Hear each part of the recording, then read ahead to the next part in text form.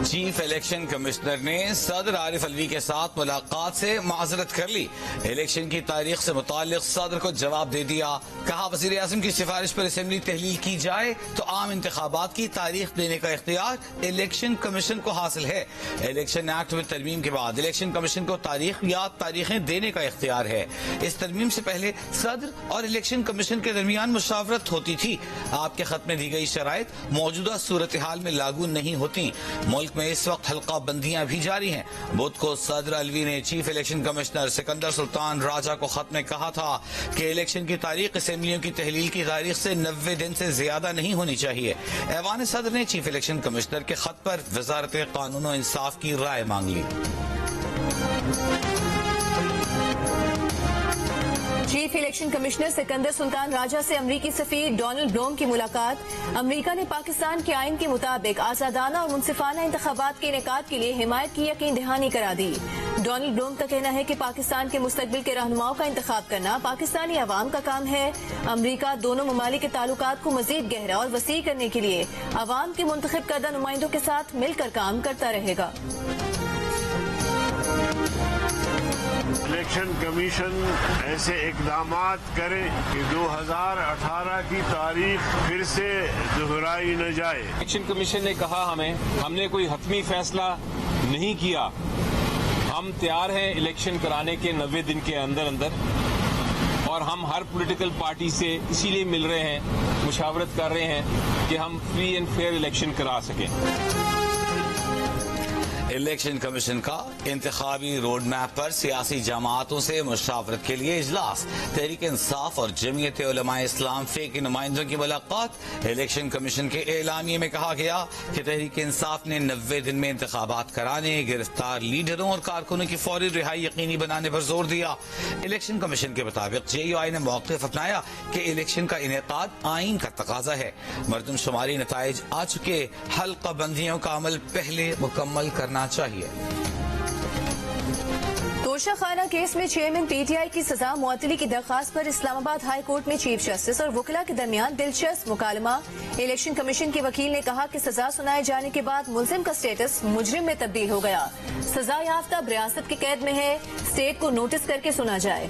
रियासत के पास फैसले के दिफा का हक है। चीफ जस्टिस आमिर फारूक ने कहा कि आपको लगता है कि रियासत आकर कहेगी कि सजा गलत दी गई, ये मुख्तसर सजा है और ये बगैर नोटिस भी मुअत्तल हो जाती है।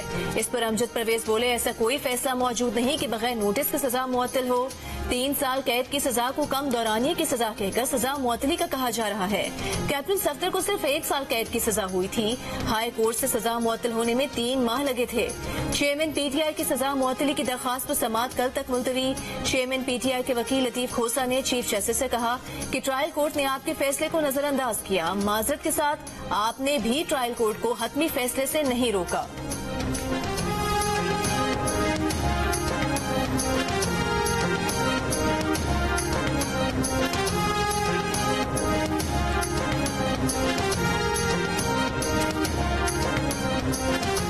बताया जाए चेयरमैन PTI जेल में किस हाल में हैं। सुप्रीम कोर्ट ने अटॉर्नी जनरल से पीर को रिपोर्ट तलब कर ली। तो शखाना केस में सजा मुअत्तली के लिए दायर दरखास्त पर आज की समाअत का तहरीरी हुक्मनामा जारी। हुक्मनामे के मुताबिक दरखास्त गुजार ने बताया कि सुप्रीम कोर्ट के हुक्म पर कल उठाए गए निकात हाई कोर्ट ने पेश किए। इस सूरत हाल में इस्लामाबाद हाई कोर्ट के फैसले का इंतजार करना मुनासिब होगा। केस की समाअत मुलतवी की जाती है। इससे पहले आज इस्लामाबाद हाई कोर्ट ने समाअत कल तक मुलतवी कर दी थी।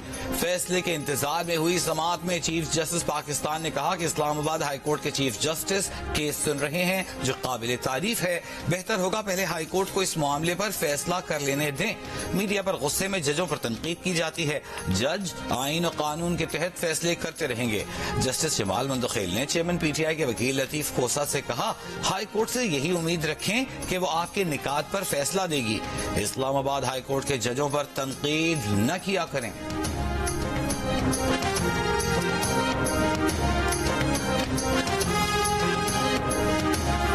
चीफ ऑर्गेनाइजर नून लीग मरीम नवाज ने एक बयान में चीफ जस्टिस उमर अता बंदयाल को मुखातिब करके कहा है कि जवाब देना पड़ेगा या दुनिया से मुंह छुपाकर जिंदगी गुजारनी पड़ेगी। मरीम नवाज ने कहा कि नवाज शरीफ को झूठे मुकदमे में किसी कसूर के बगैर सख्त सजाएं सुनाई गयी। नवाज शरीफ को सजाएं सुनाते हुए क्या आपने इस तरह का कोई सवाल पूछा था या ये सब आपको चेयरमैन पीटीआई के लिए याद आता है? मरीम नवाज ने कहा कि पिछली बार आपने तोशा खाना चोर को रेस्ट हाउस शिफ्ट किया था, इस बार होटल कैसा रहेगा?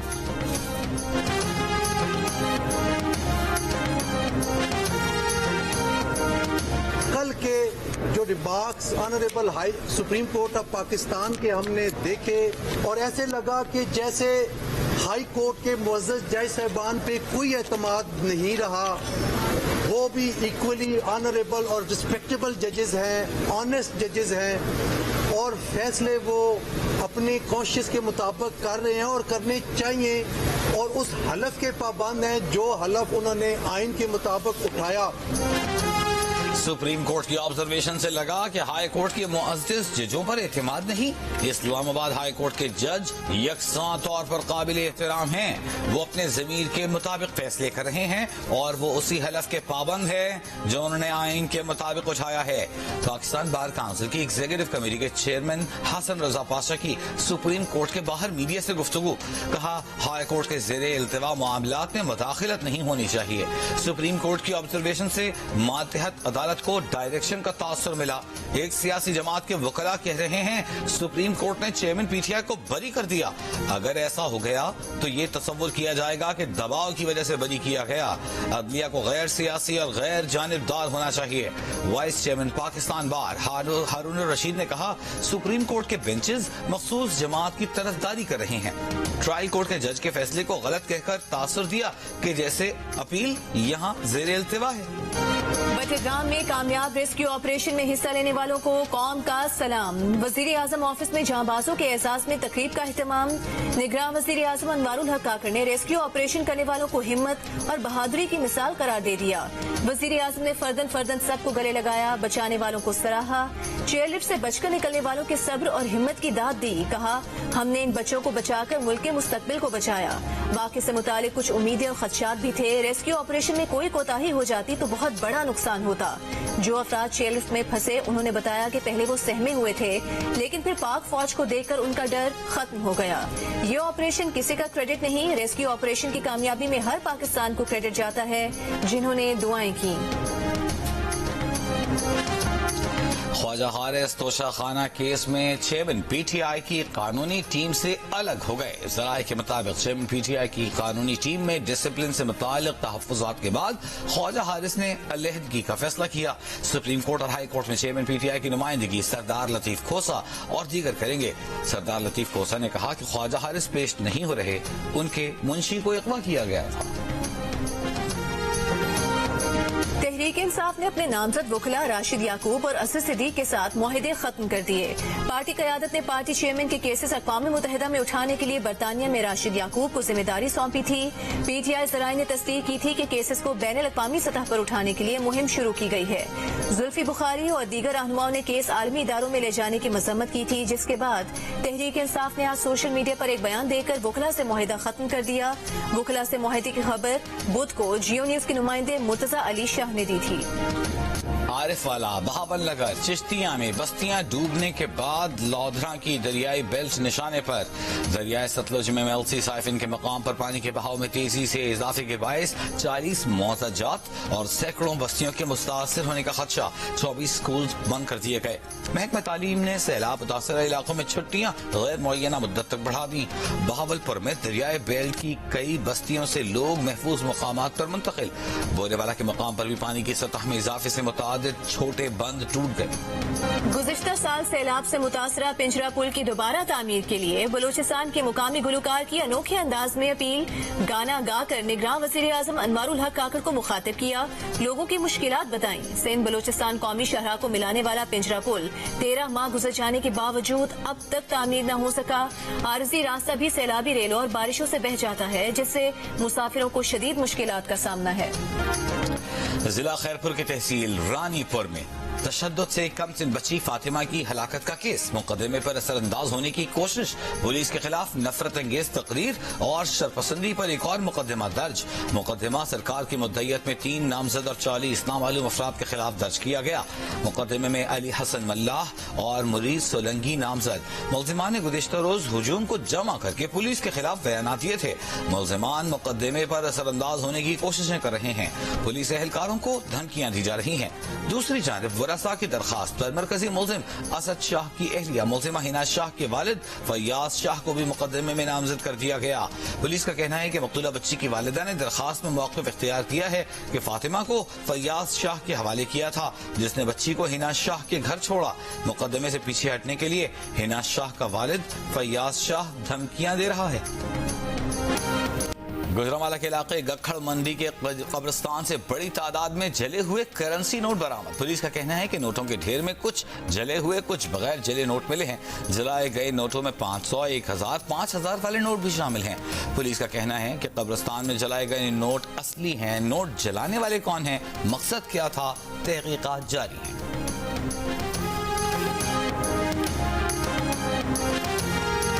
इंटरबैंक में डॉलर पहली बार 300 रुपए से ऊपर के रेट पर बंद हो गया। आज इंटरबैंक में डॉलर 58 पैसे इजाफे के बाद 300 रुपए 22 पैसे पर बंद हुआ।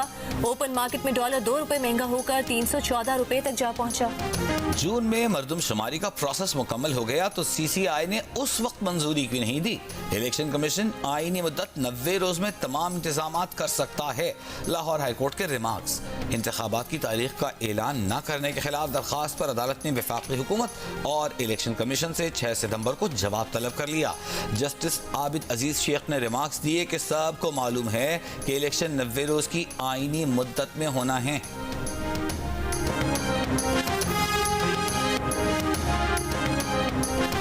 ईमान मजारी और अली वजीर को इस्लामाबाद की इंसदाद दहशतगर्दी अदालत ने जुडिशल रिमांड पर जेल भेज दिया। बगावत, धमकाने और उकसाने के केस में प्रोसिक्यूटर ने ईमान मजारी और अली वजीर के मजीद जिस्मानी रिमांड की इस्तदा की थी। दौरान समात ईमान मजारी के वकील ज़ैनब जंजुआ ने दरखास्त की कि ईमान मजारी खातून हैं, जमानत पर दलाइल आज सुन लें। जज अबुल हसना जुल्करनैन ने कहा कि दरखास्त जमानत पर बहस नहीं हो सकती, परसों के लिए नोटिस जारी कर रहे हैं। ईमान मजारी अपनी वालिदा शीरी मजारी से काफी देर तक कमरे अदालत के बाहर गले लगी रहीं। 18 अगस्त को इस्लामाबाद में PTM का जलसा हुआ था, जिसके बाद ईमान मजारी और अली वजीर को गिरफ्तार किया गया था।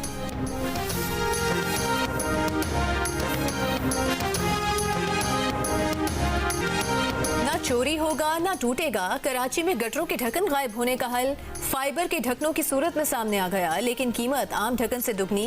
कराची के इलाके नाज़िमाबाद में इस्तेमाल शुरू। इलाके में गटर के 1000 से ज़ायद ढक्कन गायब हैं।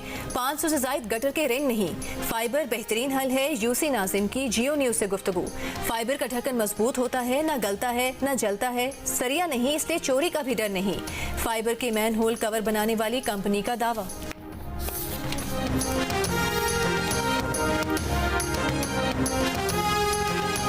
बिजली की कीमत में इजाफे पर आज फिर मुख्तलिफ शहरों में एहतजाज। सरगोधा में अंजुमन ताजरान का बिजली पर टैक्स वापस लेने का मुतालिबा। शकरगढ़ में शहरियों ने एहतजाजन सड़क बंद कर दी। जमात इस्लामी ने बिजली की कीमतों में इजाफे के खिलाफ कल कराची में एहतजाज का ऐलान कर दिया।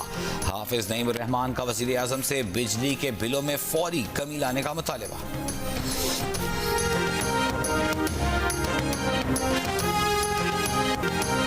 कराची में टिम्बर मार्केट के ताजिरों बिजली के बिल उन्होंने नहीं दिए कि इलेक्ट्रिक का अमला बिजली काटने आया तो उस पर हमला कर दिया, तशद्दुद किया।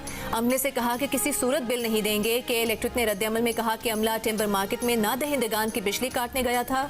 बिजली की कीमत हुकूमत पाकिस्तान और नेपरा तय करते हैं। हमला करने वालों के खिलाफ कानूनी कार्रवाई का भी ऐलान। मुस्लिम लीग नून के रहनुमा मरियम औरंगजेब ने कहा है कि जज रियासत के मुजरिमों को सजा देते हैं, सहूलतकारी नहीं करते। चेयरमैन PTI को तहफ़्फ़ुज़ देने से रियासत के मफादात को नुकसान पहुंचेगा। 9 मई के मुजरिम को तहफ़्फ़ुज़ देना है तो good luck to you. Retirement के बाद अवाम आपको गुड टू सी यू नहीं कहेंगे। तहरीक इंसाफ के वकील शेब शाहीन ने कहा है कि आज जानबूझकर इलेक्शन कमीशन के वकील केस इल्तिवा का शिकार कर रहे हैं। मरियम नवाज ने तोशाखाना से 1 गाड़ी ली, आसिफ जरदारी ने तोशाखाना से 2 गाड़ियां ली और यूसुफ रजा गिलानी ने 1 गाड़ी ली। सिंध की निगरान इंतजामिया ने हुकूमती ग्रांट लेने वाले सेहत के तमाम इदारों का ऑडिट करवाने का हुक्म दे दिया। अच्छी शोहरत के हामिल प्राइवेट इदारे से ऑडिट करवाया जाएगा। 1 अरब से जायद ग्रांट लेने वाले इदारों को भी प्राइवेट कंपनी से ऑडिट करवाना लाजमी होगा। ग्रांट लेने वाले इदारे 1% से कम की रकम सिंध हुकूमत की तशहीर पर भी खर्च करेंगे। स्टेशनरी पर सिंध हुकूमत का लोगो छापने की भी हिदायत जारी। सूबाई हुकूमत से ग्रांट लेने वाले सेहत के इदारों में 34 सरकारी और गैर सरकारी अस्पताल और NGOs शामिल हैं।